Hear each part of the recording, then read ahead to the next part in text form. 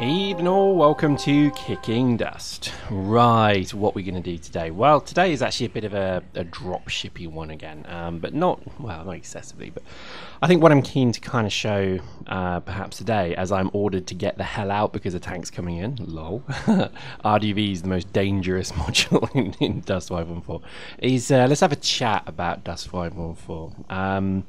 I think a lot of people have been sensing a little bit of negativity from me lately, so let me justify that maybe with a bit of a narrative throughout, which is I still think this game is brilliant. I enjoyed this game, massive amount, but I do have some worries about it, and I think I would like to share through my voice into your face those worries right now, because while certainly the game is very good, it's a solid game, it feels quite good. I think there's a lot of choice, there's a lot of interesting mechanics, the vehicles are very good, excellent I'd say.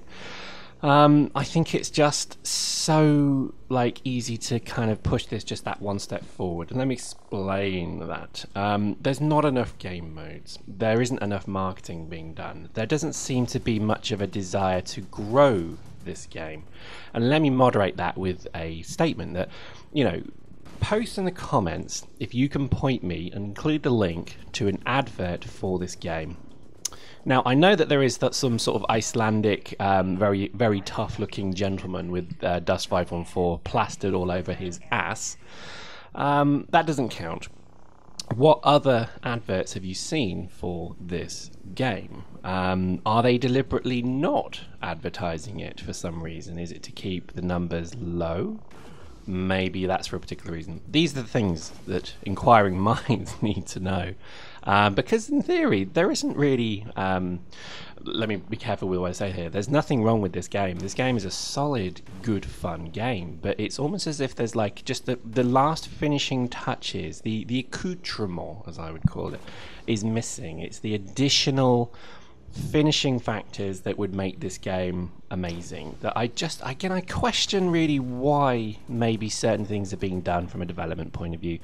I don't have the full picture. I'm just literally other inquiring Joe who has opinions like you do. I'm sure you have opinions, then they may be the same or they may be different to mine, but at the end of the day, it's worth voicing your opinions. And in my opinion, they haven't really marketed this game much at all. Now, David Reed is the CMO, Chief Marketing Officer for CCP. And from what I can gather, you never hear anything from him. Obviously a CMO or a CIO or a CEO generally don't talk too much, but what I'm just quite surprised at is it doesn't appear to be a massive kind of wealth of communications, I think, around the marketing of this game. We get great stuff from Saberwing and team around what they're developing, and Logibro and others, that, you know, that's really good, but that's all they control. That's their part of this pie, this puzzle, and there's nothing wrong with that. But what I'm curious to know is from somebody like David Reed, what do you think this game is going to do, needs, wants, etc. Let me explain. Marketing is a very powerful position in all business. Marketing isn't advertising. Marketing has got very little to do with advertising. The marketing people of a business, as I'm sure most of you know, are the people who pretty much decide the direction of the business. So they would say, hey, we've got a great idea, we could maybe do like an Oculus Rift game where you fly a fighter around some Eve ships. And that's an idea that would be sent to marketing, and marketing would package that up. And they would say, yeah, I like it, this could be a good direction for the game. Usually most CEOs come through the marketing line. Okay, so that's pretty much where they come from, or financial, that's another area. But I think, particularly with CCP, I would probably imagine that the CMO is quite a powerful position. And yet we hear nothing from them. We don't really hear much of a strategy behind what they're going to do. Now, obviously, they're not going to share their strategy and how they're going to market this game. What we see is the end product. But when there's an absence of the end product, as I see it, and again, please correct me if I'm wrong, if there are 20 billion adverts for Dust 514 as I walk through the tube every morning, and literally they're all around me, but I'm too ensconced with my cafe latte and my mocha boca chocoboca latte, whatever, then fair enough. But the thing is, at the moment, it doesn't feel like there's really any marketing for this game at all, which is a shame, because particularly you see this when you're running a particular game's match, and you see the same pretty much, I don't know, 100 people. I could write down literally the same 100 people that I see all the time now, and it's all the same corps, all the same groups. And there's nothing wrong with that, but it would be good to have a much higher flux of new players. Now, I'm sure that somebody is going to sort of point me now to EVE Offline and say, but Pyrex, look, there's 450 new players being made every day. That's a scam. That is a scam. It is somebody who's got far too much time on their hands, who thinks they're really kind of, completely bucking a system, creating new characters, sending the IS to another character, deleting the character, create another character, send IS that character gets to another character, then delete that character. Over and over and over, people are doing that, and they're making, what, 1.5 million per shot?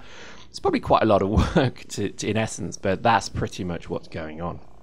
So new player stats aren't really trustworthy statistics at all. In fact, they almost kind of make a mockery of the population in total, because if there really were 450 actual new people coming into this game, then this game would be growing by per day, by the way, then this game would be growing exponentially.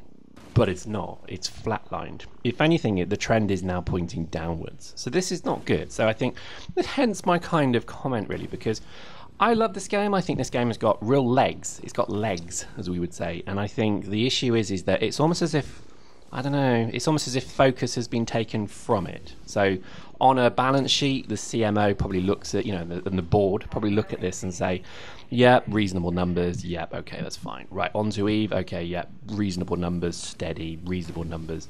Okay, let's go on to Valkyrie. Oh, look, it's shiny! And that's the problem. I think the reality is that they need to actually stop focusing on the bibble, as you would call it, the fluff of these new things. Because, I mean, let's just talk about Valkyrie. Great idea.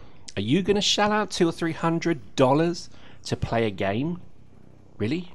Are you? Of course you're not. You're not going to shell out. And the thing is, yes, some people will. Let's say 10% of the population do. Well, there you go. That secured them 5,000 sales of their new game. 5,000 people? Piss off. Literally, that's crap. And this is my issue with it, is that they're almost kind of literally chasing butterflies and stroking baubles. No pun intended. And I think they're not really looking at where they have established a game. Establishing a brand is not easy to do.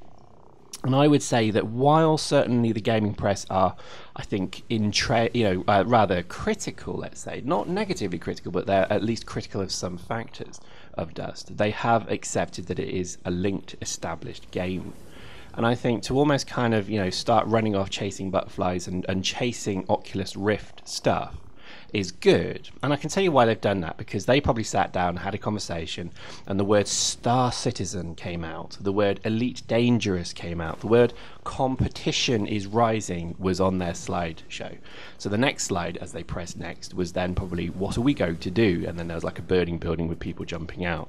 And then the next slide was, let's make something that nobody else has done before. And then the next slide was Oculus Rift, our savior, with a little halo around it and golden light music and that echoing through the room. And while I accept it's going to be amazing, Oculus Rift and Valkyrie is going to be very good, is it going to save is it going to be a kind of major step forward and save their brand, etc.? Of course not, because nobody can afford, not everybody can afford the level of technology you need to get that game going. Even if they gave it away for free, there's still an issue that Oculus Rift is not going to be, again, it's not going to be a 10-year product. It's going to be a 3 to 2 year product, because already there is much better technology coming out than Oculus Rift, including like there's this one which is like 3D mirrored glass, and then there's augmented reality as well, which is, some of that stuff is looking incredible now. Oculus Rift is already about 5 years out of date in terms of their technology. It's just that they're closer to market. So this is my issue. All of these factors, in conclusion, all of these factors I think wrap up to be, Dust is a great game. It's got a pretty good community, although we're all complete trolls. But again, at the end of the day, we all generally love this game, I would like to think. And we want to see it succeed, but it does feel that the biggest blocker to this game's success is CCP themselves. Interesting topic, I'm sure you agree. But that's how I certainly feel, and I think it grates me to think that they have this fantastic source of revenue for me. They have this great product with Dust that is established, it's released, it's steady, and they could build from it now. And what are they doing? I don't know. That's the question. Hope you enjoyed that. See you next time.